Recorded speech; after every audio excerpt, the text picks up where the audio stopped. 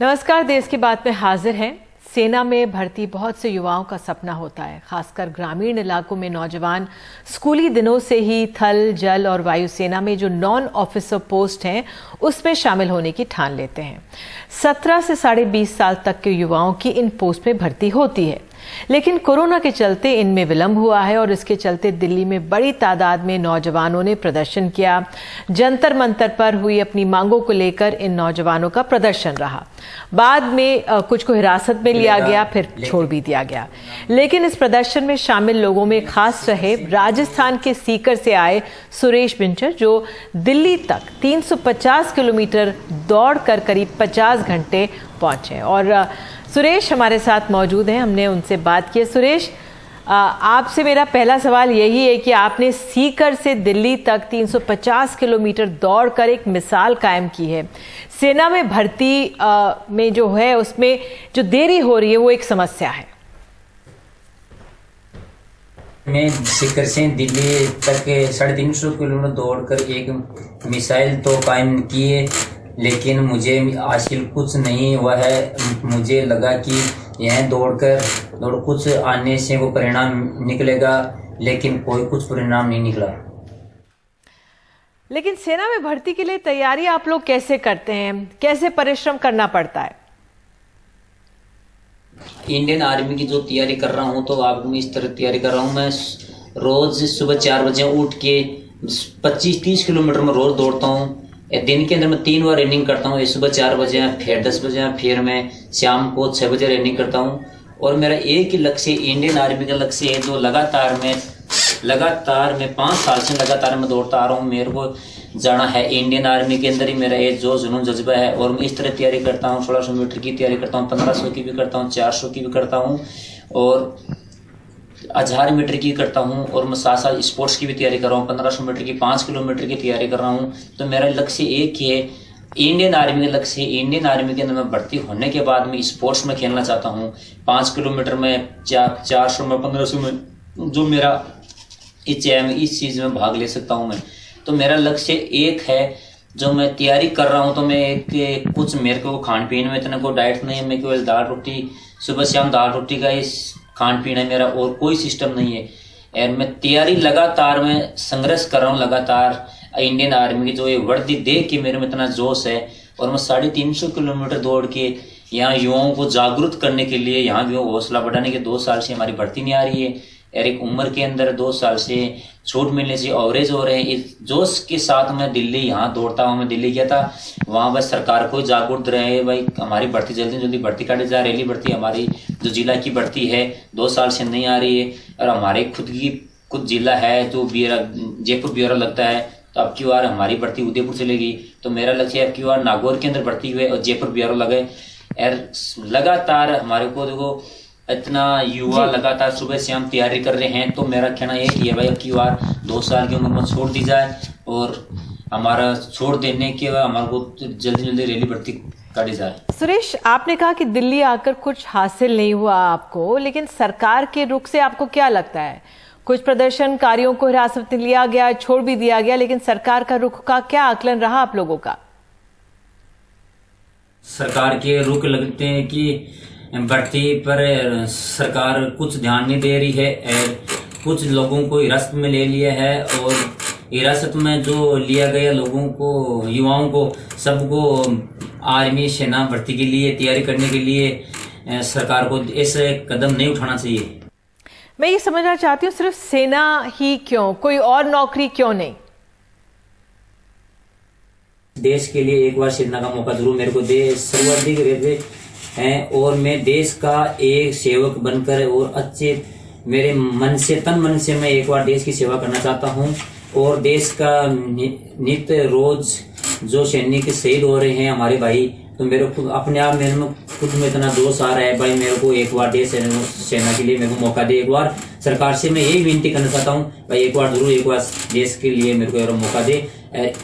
तन मन से मैं देश की सेवा करूंगा, मेरे को एक बार मौका जरूर मिले प्लीज। जी सुरेश, लेकिन सरकारी नौकरियां लगातार घट रही हैं, क्या नौजवानों को अब अन्य व्यवसायों के बारे में नहीं सोचना चाहिए?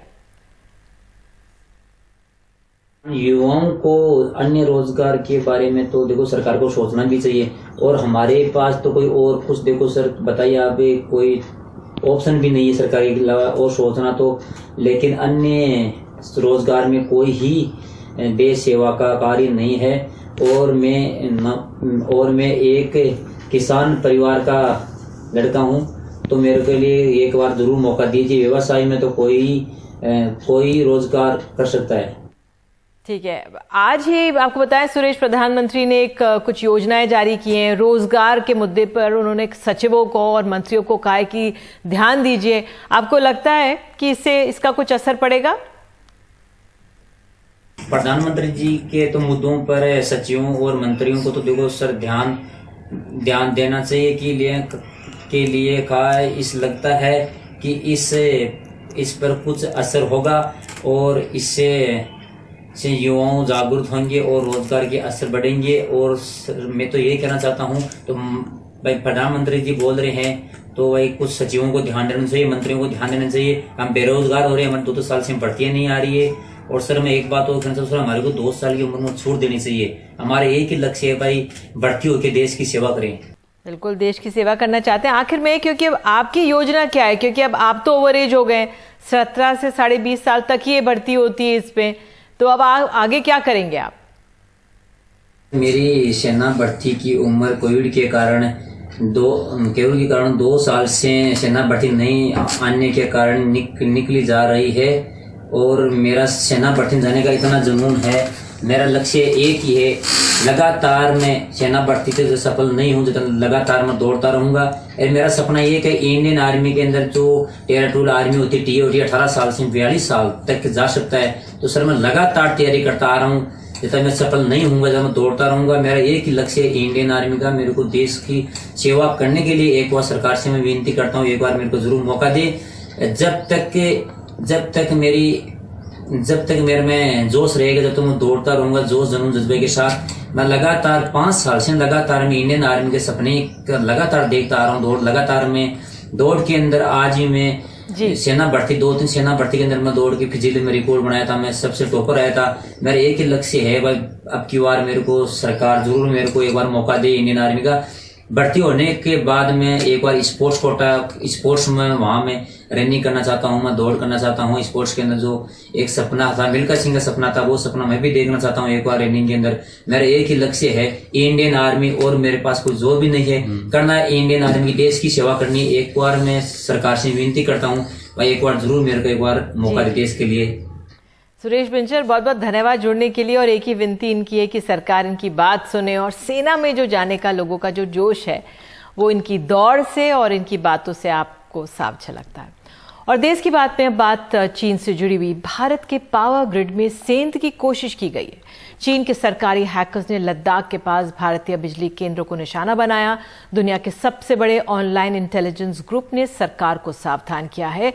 हाल ही के महीनों में कम से कम 7 स्टेट लोड डिस्पैच सेंटर्स के नेटवर्क निशाने पर थे। Private intelligence firm recorded future की रिपोर्ट में इस बात का खुलासा किया गया है, और ये बहुत अहम अपने आप में हो जाता है। सरकार को जानकारी देने के बाद ये बात सामने आई है। तो हमारे साथ इस पर अधिक जानकारी के लिए मेजर जनरल संजय मैथसन मौजूद हैं। सर, बहुत बहुत धन्यवाद जुड़ने के लिए, समय निकालने के लिए। सर, जो ये खबर आई आज, कितनी चिंताजनक है, कैसे समझाएंगे आप इसे? देखिए, चाइना के साथ कोई भी खबर चिंताजनक है हमारे देश के लिए। और आज की तारीख में चाइना और पाकिस्तान हमारे लिए दोनों तरफ से नंबर 1 एनिमी है, नॉर्दर्न बॉर्डर्स में और वेस्टर्न बॉर्डर्स में। और अभी हालात ये भी है कि कोलिसिव थ्रेट की पॉसिबिलिटी है, मतलब दोनों देश साथ इकट्ठा कुछ कर सकते हैं। तो इसीलिए चाइना की या पाकिस्तान की कोई भी एक्टिविटी इंडियन बॉर्डर्स पे बहुत ही चिंताजनक विषय है। अब ऐसे में क्या होता है कि दुश्मन, क्योंकि चाइना भी हमारा स्टेटेड दुश्मन है, वो कई तरीके अपनाएगा। एक तो है टेरिटोरियल गेन्स, टेरिटोरियल ऑक्यूपेशन करने की कोशिश करेगा। जो डिस्प्यूटेड एरियाज हैं उसने कोशिश की और हमने सारी कोशिश उसकी नकार कर दी थी। लेकिन एक आजकल की लड़ाई में, जैसे अभी रशिया ने यूक्रेन में किया है, वो डायरेक्ट वॉरफेयर था। लड़ाई को बिल्कुल एक डायरेक्ट तौर पे उन्होंने शुरू किया, लेकिन अमूमन तौर पे मोस्ट कंट्रीज करना चाहती हैं, वो करना चाह रही है इनडायरेक्ट वॉरफेयर, जिसमें आप दिखते भी नहीं है लेकिन पीछे से आप हमला कर सकते हैं किसी भी देश के ऊपर। तो चाइना की काफी इसमें माहिरता है इनडायरेक्ट वॉरफेयर में, जिसमें प्रोपेगेंडा वॉरफेयर होता है और साइबर अटैक्स होते हैं और डिप्लोमेसी होती है और कई तरीके के रंग होते हैं जी। अब हमारे ये जो भी आपने बताया ये है total case of cyber attack.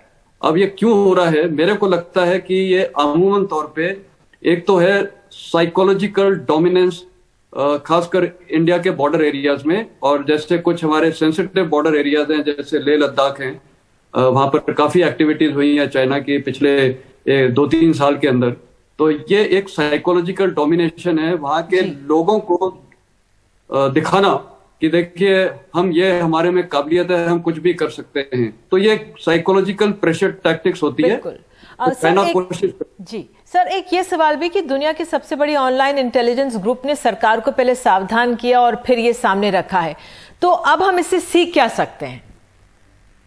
देखिए, जहां तक किसी ऑनलाइन दुनिया की सबसे बड़ी ऑनलाइन ग्रुप ने, नेटवर्क ने हमें सावधान किया है, ठीक है, वो एक इनपुट है, उसको हम वेलकम करते हैं। लेकिन मेरे को कोई शक नहीं है कि भारत सरकार और जो भी इसके साथ ये जो भी टुकड़ियां जुड़ी हुई हैं जैसे NTRO वगैरह, ये बिल्कुल काबिल हैं ये सब थ्रेट को फेस करने के लिए। और हमारी भारत में हमारे जो यंगस्टर्स हैं और फौज में और ये NTRO में इतनी काबिलियत है कि हम सबका पोटेंशियल और टैलेंट को यूटिलाइज करके और हमने एक साइबर डिफेंसिव स्ट्रेटेजी बनाई हुई है। और इसीलिए ये जितने भी इन्होंने 7 या 8 बार कोशिश की है वो अनसक्सेसफुल अटेम्प्ट्स रहे हैं। ठीक है, वो दूसरे ने हमें चेतावनी दी है, वार्न किया है, लेकिन भारत को पता है ये होगा और होता रहेगा। चाइना तो इसमें, और चाइना और रूस ये काफी इसमें दोनों कंट्रीज आगे हैं।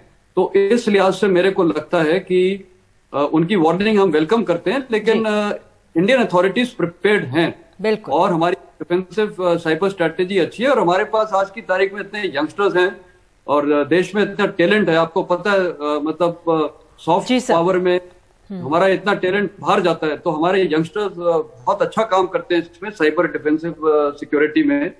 तो पाकिस्तान, ये चाइना की कोशिश नकार कर दी गई है। बहुत बहुत धन्यवाद इस तरह से समझाने के लिए किस तरह से साइकोलॉजिकल डोमिनेंस की कोशिश है ये चीन की, लेकिन इसका डटकर मुकाबला किया जा रहा है। बहुत बहुत धन्यवाद सर जुड़ने के लिए। और देश की बात में हम रुख करते हैं अब उत्तर प्रदेश का। गोरखपुर में जो गोरखपुर के मंदिर के बाहर हमले के आरोपी मुर्तजा वाले मामले में आज सामने आए एक वीडियो की तहकीकात चल रही है। इस वीडियो को मुर्तजा का इकबालिया बयान तक बताया जा रहा है। हालांकि पुलिस ने वीडियो जारी नहीं किया है। वीडियो में वो कहता दिख रहा है कि अपनी योजना की कई तरह की कैफियत खोजने की कोशिश कर रहा था और CAA NRC का पूरा मामला गलत था। कर्नाटक के हिजाब वाले मुद्दे का भी मुझ पर असर पड़ा है, मैं बहुत हताश महसूस कर रहा था। तो ये एक तरह से कथित तौर पे एक वीडियो में मुर्तजा ने कहा है। उस पर प्रशांत कुमार जो पुलिस के वहाँ पर प्रमुख हैं, उनका क्या कहना है, आइए सुन लेते हैं। ये पूर्व में ही बताया जा चुका है कि घटना एक बड़े साजिश का हिस्सा है और हर एक पहलू पर विचार किया जा रहा है। आज जो वीडियो सामने आया है उसके बारे में भी पूरी तहकीकात हो रही है और उस व्यक्ति के द्वारा जो भी चीज़ें बताई जा रही हैं हम उसको पूरी तरीके से वेरीफाई करेंगे और उसके बाद उसमें अग्रिम कार्रवाई की जाएगी। फिलहाल पुलिस कस्टडी रिमांड में जो अभियुक्त है उससे ATS की टीम लगातार पूछताछ कर रही है। और इस मसले पर अधिक बातचीत के लिए मेरे साथ मेरे सहयोगी संकेत उपाध्याय मौजूद हैं। संकेत, जो ये पूरा वीडियो सामने आया है और जो ये पूरा मामला है, किस तरह से आप देख रहे हैं, खासतौर से अब जो इकबालिया बयान करके जो वीडियो है, ये क्या क्या खास इसमें और निकल कर आ रहा है? देखिए, सबसे महत्वपूर्ण बात जानने की ये है कि मुर्तजा ने जो किया, जो उन तस्वीरों में दिखाई दे रहा है गोरखनाथ मंदिर में, किस तरीके से पुलिस वाले जख्मी हुए, किस तरीके से वो अंदर घुसने की कोशिश कर रहा था, और उसके बाद पुलिस का ये जो वीडियो अभी चल रहा है, इसके बाद पुलिस का ये कहना है कि एक बड़ी साजिश और आतंक की घटना को भी अंजाम देने का एक प्रयास हो सकता है। ये आरोप और ये जो घटना हुई, ये दोनों बहुत गंभीर हैं। लेकिन ऐसा लगता है, जैसे ये इकबालिया बयान अगर आप देख लें, आप देखिए आधिकारिक तौर से पुलिस इसकी पुष्टि नहीं कर रही। उनका ये कहना है कि अभी हम जांच करेंगे, लेकिन इससे पहले ही ऐसा लगता है कि राजनीतिक रूप से इस पर मायने निकाले जाने शुरू कर दिए गए हैं। अगर आप राजनीतिक बयान बीजेपी की ओर से देखें तो उनका यह कहना है कि देखो ये एक बड़ा षड्यंत्र था। कुछ ऐसे न्यूज वेबसाइट्स और चैनल्स हैं जिन्होंने इसको आईसिस और जाकिर नायक से जोड़ दिया है। बहुत सारे भाजपा के नेता भी इस बारे में कह रहे हैं, लेकिन ये सारी बातें आधिकारिक रूप से सामने नहीं आई हैं। और इतने गंभीर मामले में अगर जांच से पहले राजनीति शुरू हो जाए, मेरे ख्याल से वो समय अनुकूल होता है इन राजनीतिक दलों के लिए कि वो कर दें ऐसा, लेकिन ऐसा ना होना ये बहुत गलत है, क्योंकि ये इतना गंभीर मामला है। अगर ये सही में आतंकवादी घटना है तो जब तक पूरी जांच ना हो जाए तब तक उस पर टिप्पणी नहीं होनी चाहिए। और अगर ये आतंकवादी घटना नहीं है तो फिर अभी जिस तरीके के बयान हो रहे हैं तो आप सोचिए कि उसका इंपैक्ट क्या होगा, क्योंकि समाजवादी पार्टी के जो नेता हैं, मैं यही पूछ रही थी आपसे कि इस पे तो समाजवादी पार्टी अखिलेश यादव ने भी अपना बयान दे दिया है। इसको भी राजनीति में तोल के देखा जा रहा है कि इससे वो पहले से ही डिस्काउंट दे रहे हैं कि ये उसको भी आप संज्ञान में लीजिए कि पिता कह रहे हैं कि वो मानसिक रूप से स्थिर नहीं था। मेरा ये कहना है कि ये सारी चीजें, अब जैसे ये जो स्टेटमेंट आया है जिसको इकबालिया बयान की तरह पेश किया जा रहा है, पुलिस उसको मानने को तैयार नहीं। आपने सुना प्रशांत कुमार ने क्या कहा कि हम अभी जांच कर रहे हैं इस पे, तो जांच कंप्लीट नहीं हुई है पूरी तरीके से। लेकिन इस बयान में वो कहता है कि मैं अपने आप को जस्टिफाई कर रहा था अपने प्लान को। वो कहता है कि सीए और एनआरसी एपिसोड गलत था, कर्नाटका के हिजाब मामले ने मुझे काफी प्रभावित किया और मैं बहुत डेस्परेट महसूस कर रहा था। ये अभी कोर्ट में एडमिसिबल नहीं हुआ है, अभी तक जांच चल रही है। मेरा यह कहना है कि जांच होने से पहले ही जांच एजेंसियों में सूत्र के आधार पर यह जानकारी दे देना कि इससे तार, उससे तार, इधर तार, उधर तार, इससे राजनीति बिल्कुल, और बहुत दुखद है कि इतना गंभीर मामले की इस तरह से राजनीतिकरण होगा और कहीं इंसाफ तार तार ना हो जाए। हाँ, इंसाफ तार तार ना हो जाए और मीडिया ट्रायल जो अन्य चैनल्स में शुरू हो जाता है वो ना हो जाए। संकेत, आप जुड़े, बहुत बहुत धन्यवाद। तो देश की बातें फिलहाल हम एक छोटा सा ब्रेक ले रहे हैं, लेकिन ब्रेक के बाद हम बात महंगाई की करेंगे। नींबू दिल्ली में 300 रुपए किलो के पार। एक ब्रेक के बाद।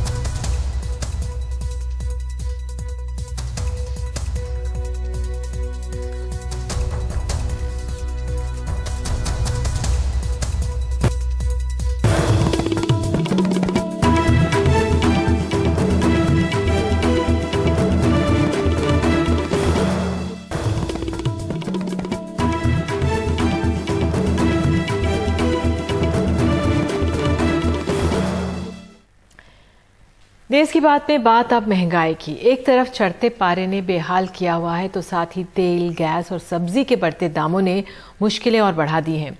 देश की राजधानी दिल्ली में गर्मी को मात देने वाला जो नींबू है वो 300 रुपए प्रति किलो बिक रहा है।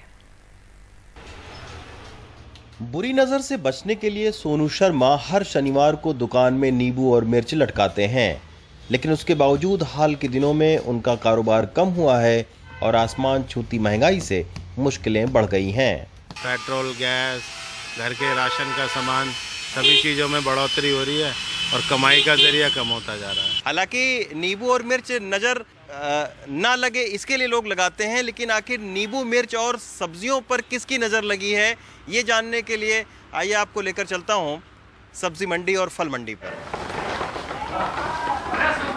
सभी लोग माल बेचने तिलक सैनी बीते 30 सालों से नींबू के थोक व्यापार से जुड़े हैं, लेकिन 300 रुपए किलो नींबू कभी नहीं बेचा है। उनके हाथ में जो नींबू है वो 2200 किलोमीटर यानी आंध्र प्रदेश के गुंटूर जिले से साहिबाबाद की मंडी पहुंची है। वो बताते हैं कि डीजल के दाम बढ़ने से एक ट्रक पर करीब 24,000 रुपए का अतिरिक्त भार आ गया है। 30-35 साल में नींबू कभी 300 रुपया किलो हुआ? कभी नहीं बिका, जीवन में नहीं बिका। इससे पहले कभी नहीं बिका। बहुत ऊपर बिका तो 150 रुपए, 150 रुपए। तो क्या डीजल के दाम जो बढ़े हैं उसके वजह से भी सब्जियों में तेजी आई है, महंगाई आई है? 1 रुपए किलो किराया बढ़ गया है। ₹1 किलो किराया बढ़ गया। 20,000 रुपये गाड़ी का, 20 से 25,000 रुपये ट्रक का भाड़ा बढ़ गया। नींबू के अलावा दूसरी सब्जियों पर भी डीजल और बदलते मौसम की मार पड़ी है।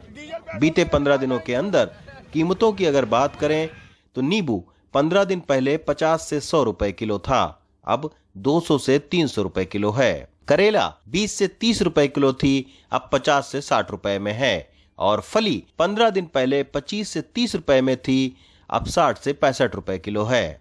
कुछ तो पीछे से माल कम है जी, और कुछ मौसम बदलाव हो रहा है, कुछ डीजल पेट्रोल का भी जो है असर है। महंगाई क्यों बढ़ रही है, इस पर जितने मुंह उतनी बातें हैं।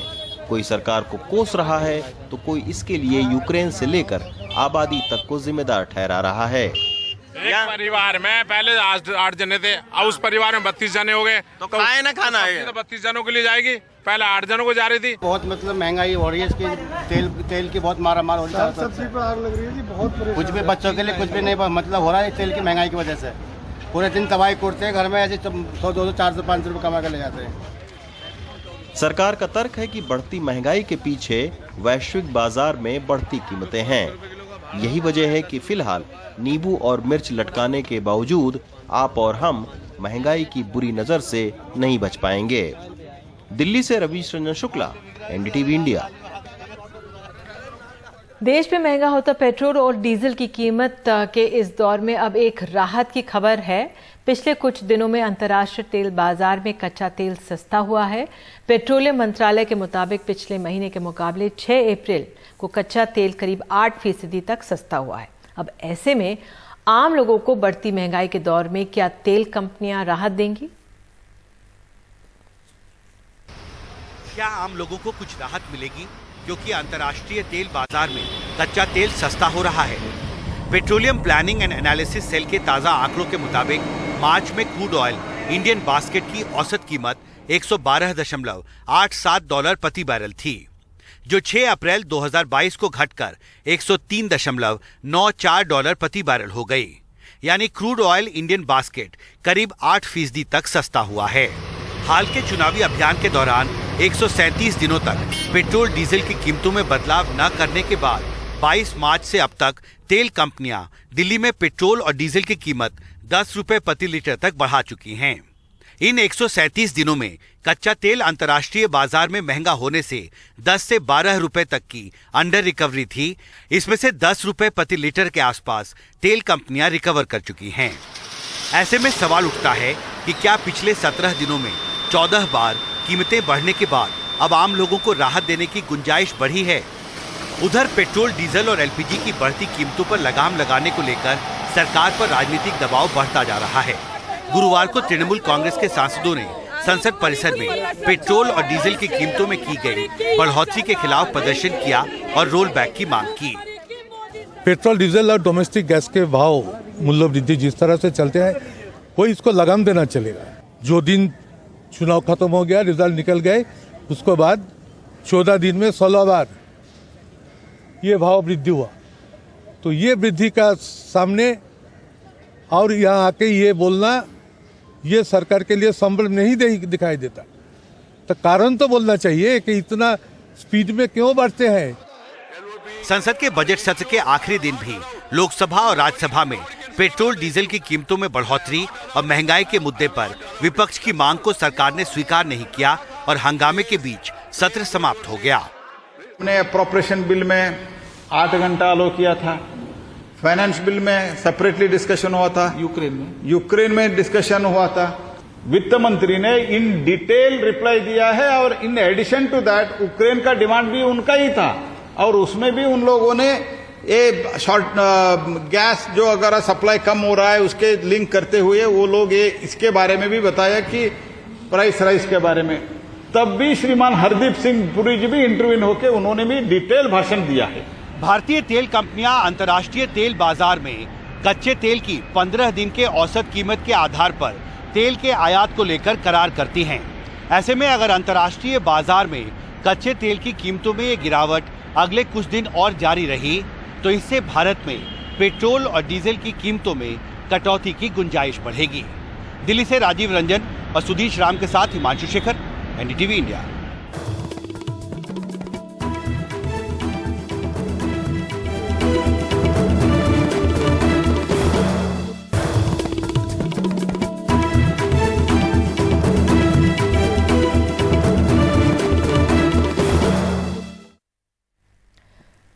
देश की बात में अब खबर कर्नाटक से।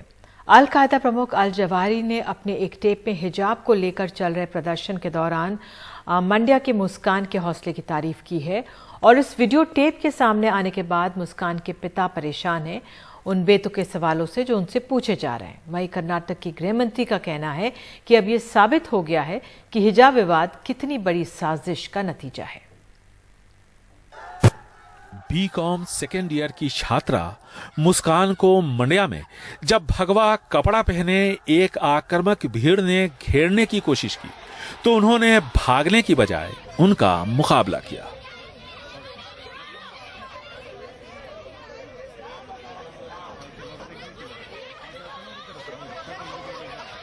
तस्वीर फरवरी की है जब हिजाब विवाद अपने चरम पर था। अब अलकायदा प्रमुख जवाहिरी ने अपने नए वीडियो में मुस्कान के जज्बे की तारीफ की है। इस वीडियो के आते ही मुस्कान के परिवार वालों से बेतुके सवाल पूछे जाने लगे। घर वाले तंग आ चुके हैं। मैं नहीं जानता कि ये कौन है और ये क्या कर रहा है। जब आप लोगों ने वीडियो दिखाया तभी मुझे पता चला इस आदमी के बारे में। मैं कुछ भी नहीं जानता। ये कोशिश की जा रही है कि आपस में हम लोगों के दरार पैदा की जाए। वीडियो सामने आते ही हिजाब मामले को अंतर्राष्ट्रीय साजिश ठहराया जाने लगा। कर्नाटक के गृह मंत्री अर्गा ज्ञानेंद्र को भी ये कुछ ऐसी ही साजिश लगती है।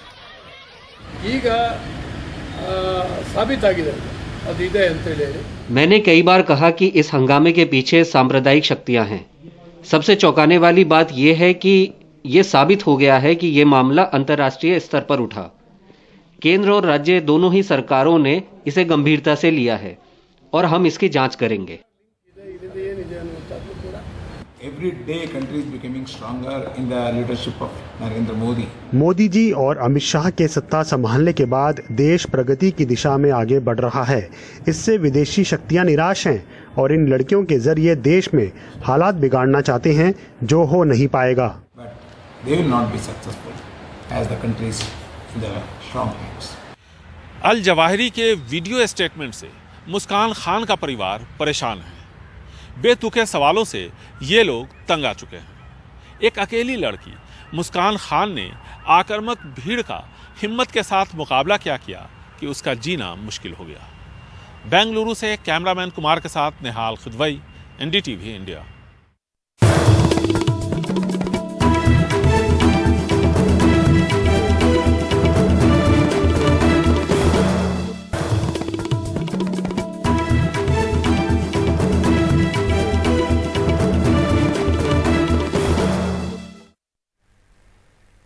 दिल्ली के मुख्यमंत्री अरविंद केजरीवाल ने एनडीटीवी से खास बातचीत की है। उन्होंने इसमें कहा है कि गुजरात और हिमाचल प्रदेश के आने वाले चुनावों को लेकर शायद हवा का रुख बदल रहा है। बातचीत में उन्होंने ये भी कहा कि 75 साल के शासन से जनता दुखी है, लोगों के पास रोजगार नहीं है। You hit the ground running right after Punjab. You've done road shows in Ahmedabad. You've just returned from Himachal Pradesh. What's your assessment of the next two states that you're looking at? बहुत अच्छा response है लोगों का। मैं बार बार यही कहता हूँ कि या तो माहौल बदल रहा है, हवा बदल रही है, हवा का रुख बदल रहा है, या तो ये पार्टियां अपने तौर तरीके बदल लें और नहीं तो जनता फिर बदलेगी। जो वोट हमें पड़ रहा है वो व्यवस्था के खिलाफ पड़ रहा है, सिस्टम के खिलाफ पड़ रहा है। जो लोग इस सिस्टम से दुखी हैं वो आम आदमी पार्टी को वोट देते हैं। लोग मौजूदा पार्टियां, मौजूदा नेता और मौजूदा राजनीति से नफरत करने लगे हैं। People hate politics. एक नई पार्टी को जनता ने इतना विश्वास दिया और 2 स्टेट्स दिए। क्यों? क्योंकि जनता पिछले 75 साल के शासन से बहुत ज़्यादा दुखी है। जनता की मूलभूत सुविधाएं भी पूरी नहीं हो पा रही हैं। गरीबी बढ़ती जा रही है, महंगाई बढ़ती जा रही है, बेरोजगारी बढ़ती जा रही है, लोगों के पास खाने को नहीं है, लोगों के पास रोजगार नहीं है और सरकारों के पास इन चीज़ों को एड्रेस करने का टाइम ही नहीं है। जितनी भी पार्टियों की सरकारें आई सारी लूटने में लगी हुई है। 5 साल तुम लूटो, 5 साल हम लूटें। पंजाब को जो लूटा मिलके, अकालियों ने और कांग्रेस ने और बीजेपी ने मिलके जो लूटा, इन्होंने पूरा खजाना खाली छोड़ के गए हैं। उल्टे 4 लाख करोड़ का कर्जा है। ये लोग 3 लाख कहते थे, लगभग बता रहे हैं 4 लाख करोड़ का कर्जा है। और हालत बहुत खराब है। 3 नहीं 4 लाख करोड़ 4 लाख करोड़ का टोटल कर्जा है पंजाब पे। इस पे वाइट पेपर जल्दी शायद निकाला जाएगा। लेकिन अब एक ईमानदार सरकार आ गई है। मैं फिर से कह रहा हूं कि सरकारों में पैसे की कमी नहीं है, नीयत की कमी है। थोड़ा सा समय लगेगा संभालने में, संभलेगा पंजाब, पैसे की कमी नहीं रहेगी। क्या 2024 में नरेंद्र मोदी को, प्रधानमंत्री नरेंद्र मोदी को या बीजेपी को हराया जा सकता है आपके हिसाब से? मेरी जिंदगी का मकसद मोदी जी को आपका मकसद नहीं, क्या वो हार सकते हैं? ऐसा कुछ हो सकता है? असेसमेंट में जानना चाह रहा हूँ। आप ना हराएं। मैं उस बारे में सोचता ही नहीं हूँ। वो मेरा हिस्सा नहीं है सोच का। मेरा इस हिस्सा यही है कि अब हमें दिल्ली में मौका मिला है, पंजाब में मौका दिया है लोगों ने, आगे जहाँ जहाँ मौका देंगे हम देश को आगे लेके जाएंगे, उस राज्य को आगे लेके जाएंगे जहाँ जहाँ हमें मौका मिलेगा। मेरा जिंदगी का मकसद केवल और केवल एक ही है, देश को आगे ले जाना। देश मेरे सामने है।